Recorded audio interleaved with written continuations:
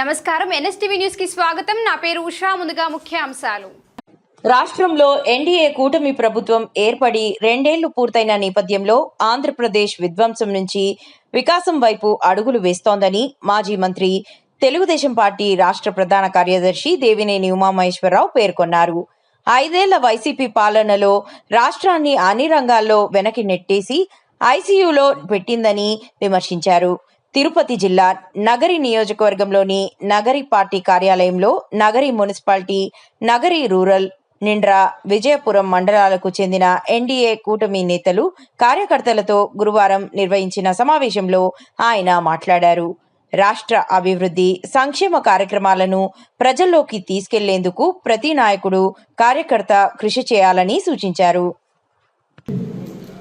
ఈ ప్రాంతంలో కాలువలు కావచ్చు, వాగులు వంకలు కావచ్చు, బోర్లు కావచ్చు, వీళ్ళందరూ కూడా 30 ఏళ్ళు 40 ఏళ్ళు ఎమ్మెల్యే క్వార్టర్స్లోనో పార్టీ కార్యాలయాల్లోనో ముద్దనతో పాటు వీళ్ళందరినీ చాలామందిని ఆయనతో పాటు నేను చూసినాను. ఇక్కడ కూడా చాలామంది ఆయనతో పాటు చూశాను. ఇవాళ బాలు నాయకత్వంలో మొన్న చంద్రబాబు నాయుడు గారిని ఒప్పించి మీరు మొదలయ్యారు సోదరులు, పద్మశాలి సోదరులు. అండ్ ఏదైతే మరి వాళ్ళ 200-500 యూనిట్లు సాధించారంటే నగిరి నియోజకవర్గం యొక్క గొప్పతనం. చంద్రబాబు నాయుడు గారిని, లోకేష్ బాబుని, పవన్ కళ్యాణ్ గారిని అందరినీ మెప్పించి ఒక చక్కటి కార్యక్రమాన్ని మీ అందరూ కూడా ఉపయోగపడే విధంగా చేయగలిగారు. అట్లాగే మరి వాళ్ళ చిన్నబాబు కూడా ఎంఎస్సీఎంఈ డైరెక్టర్గా ఒక చక్కటి అవకాశం వచ్చింది. దాని ద్వారా ఏదైతే సమీకరణ చేసిన భూములు, రోడ్లు, పరిశ్రమలు మనం తెచ్చుకోగలిగితే మన పిల్లలకు ఉపాధి చాలా పెద్ద ఎత్తున వస్తుంది. అటు బెంగళూరు, ఇటు మెడ్రాసు, బయట ప్రాంతాలకు వెళ్ళకుండా మన పిల్లలు ఇక్కడే ఉద్యోగాలు చేసుకోవచ్చు. అలాగే రైతాంగం, చిన్న సన్నకారు రైతులు కూడా ఎకరం పొలం కూడా రేట్లు పెరిగే అవకాశం ఉంది. ఇవాళ చూడండి, వేసిన రోడ్ల వల్ల ఎంత అభివృద్ధి జరుగుతూ ఉంటుంది.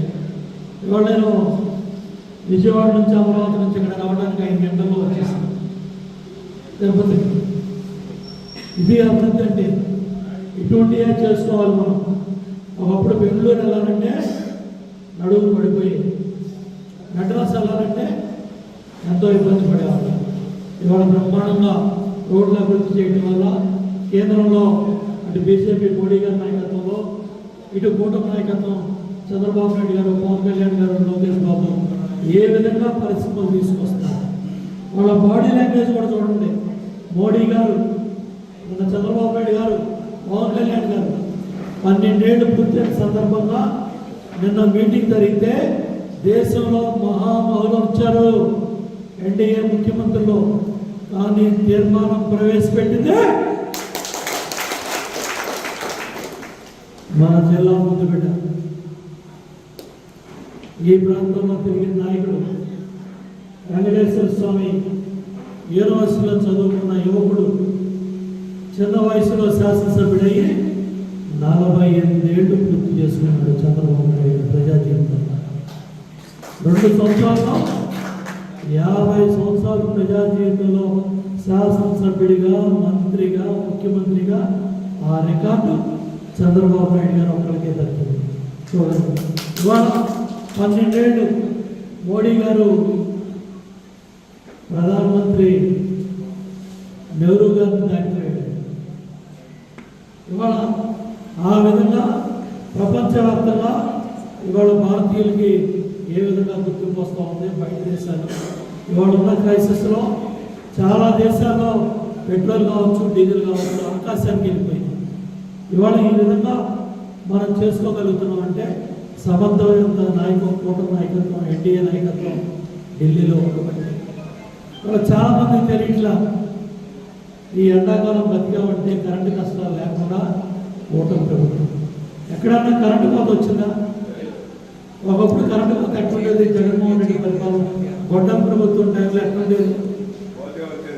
దాన్ని చెప్పడానికి తీరికలేదు. మాకు ఎవరన్నా మాట్లాడుతున్నారా? గొడ్డం పార్టీ వాళ్ళు మాట్లాడుతున్నారా?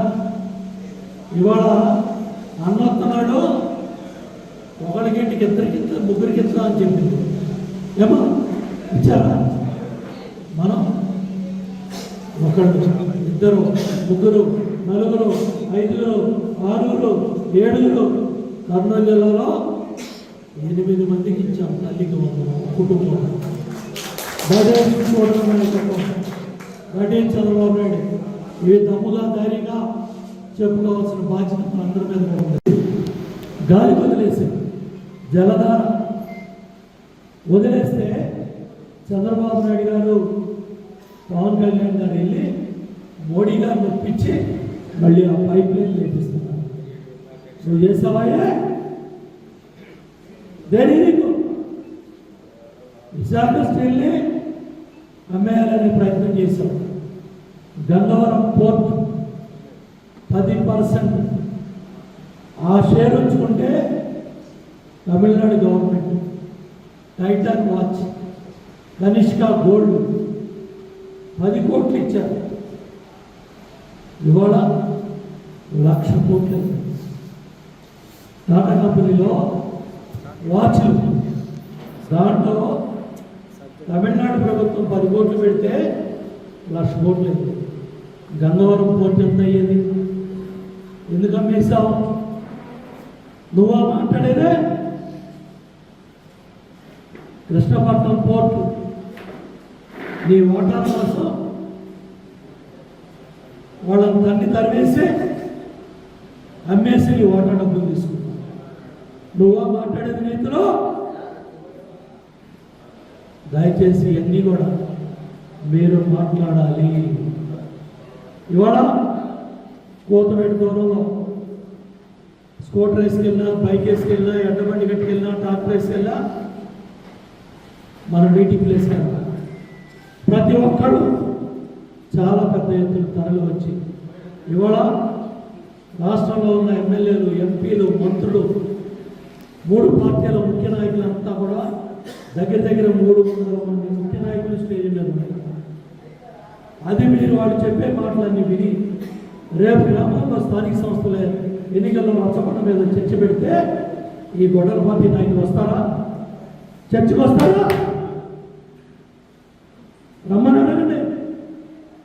రామారావు గారు మహానుభావుడు, నగరే గాలేరి. ఎవరి కోసం? ఇప్పుడు ఆ కృష్ణమ్మ నీళ్ళు కడపను తీసుకెళ్తాం, మళ్ళీ కడప నుంచి నగరికి రావాలి. ఇవాళ అందరి నీళ్ళు ఉప్పు వెళ్ళాయి, పులివెందులు వెళ్ళాయి. ఆ రోజుల్లోనే ఉప్పం కన్నా ముందు పులివెందులు ఇస్తే మూసు కూర్చున్నాడు.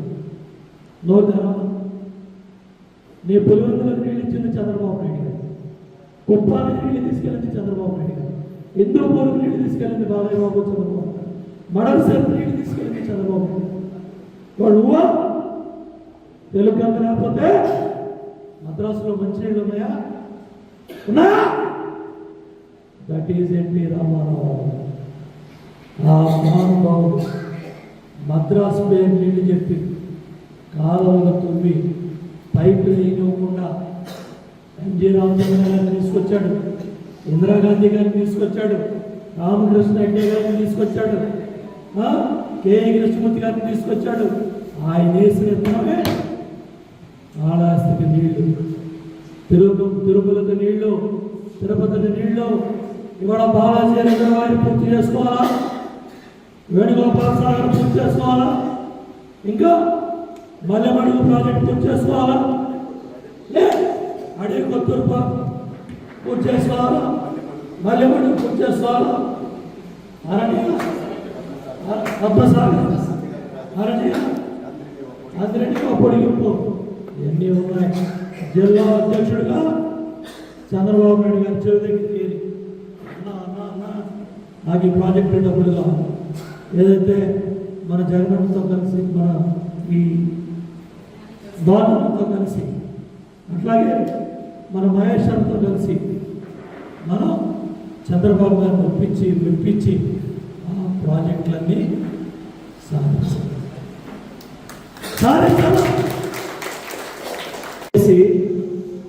ప్రభుత్వాన్ని ఐసీలో పెట్టి ఇవాళ ఏదైనా మాట్లాడేది ఈయన మళ్ళీ కావాలంట. దేనికైనా ఏకగ్రహం కాకూడదంట. నువ్వేం చేసావు 5 ఏళ్ళు? ఏం తప్పుడు పనులు చేసావు? నామినేషన్ ఏమిచ్చావా? ఏమిచ్చాడా? అంజిరెడ్డి తాత తొడగొట్టి ఆ రోజు నామినేషన్ వేయాల్సి వచ్చింది. అవునా కదా? నువ్వు మనం స్థిరంగా నీతో చెప్తావా? మేము ఆ తప్పుడు పనులు చేయం. దమ్ముగా ధైర్యంగా పోరాడి స్థానిక సంస్థల ఎన్నికల్లో కూటమి అభ్యర్థులు మీరు గెలవాలి. మా పెళ్లిళ్ళు అయిపోయి మీ పెళ్లిళ్ళు ప్రతి ఒక్కళ్ళు గెలవాలి మీరు. అదేనా? కూటమిలో ఎవరికి సీట్ వచ్చినా, మన మిత్రపక్షాలు ఎవరికి సీట్ వచ్చినా మనం గెలవాలి. రేపు నువ్వు మండలం ప్రెసిడెంట్ అవుతావు. ఆయన 2 సీట్లు పోయినాయి. దొంగలు వచ్చి కూర్చుంటారు మండలం పార్టీ వాళ్ళు. నిన్ను పని చేయనిస్తారా? రోజు చిచ్చి కాగితాలు పెడతా ఉంటారు. ఆ పరిస్థితి ఏ పంచాయతీలో రాకూడదు, ఏ మండలంలో రాకూడదు, ఏ మున్సిపాలిటీలో రాకూడదు. అందుకనే గెలవాలి. కూటమి నాయకత్వం గెలవాలి. ఇవాళ చంద్రబాబు నాయుడు గారు, పవన్ కళ్యాణ్ గారు, మోడీ గారు, లోకేష్ బాబు ఏ విధమైన బాడీ లాంగ్వేజ్లో చక్కగా ఇలా మాట్లాడుతున్నారో మనం కూడా గ్రామాల్లో, మండలాల్లో, మున్సిపాలిటీలో ఈ విధంగా భుజం కలిపి పని చేయాలి. అప్పుడే కూటమి పార్టీ దేశాల్లో పెట్టాం. మొన్న 94% స్ట్రైక్ రేట్తో 124 సీట్లు గెలిచి సీసాలో పెట్టాం ఈ కూటమి పార్టీ. రేపు స్థానిక సంస్థల ఎన్నికలో బెరడా, ఆ బెరడా మీరు పెట్టాలి. 29 ఎన్నికల్లో ఆ సీసాని భూస్థాపితం చేసే బాధ్యత కూటమి నాయకత్వం చంద్రబాబు నాయుడు గారు, లోకేష్ బాబు, పవన్ కళ్యాణ్ గారు, మోడీ గారు వీళ్ళందరూ తీసుకుంటారు. కాబట్టి స్థానిక సంస్థల ఎన్నికల్లో ప్రతి పంచాయతీ గెలవాలా, ప్రతి ఎంపీటీసీ గెలవాలా, ప్రతి జడ్పీటీసీ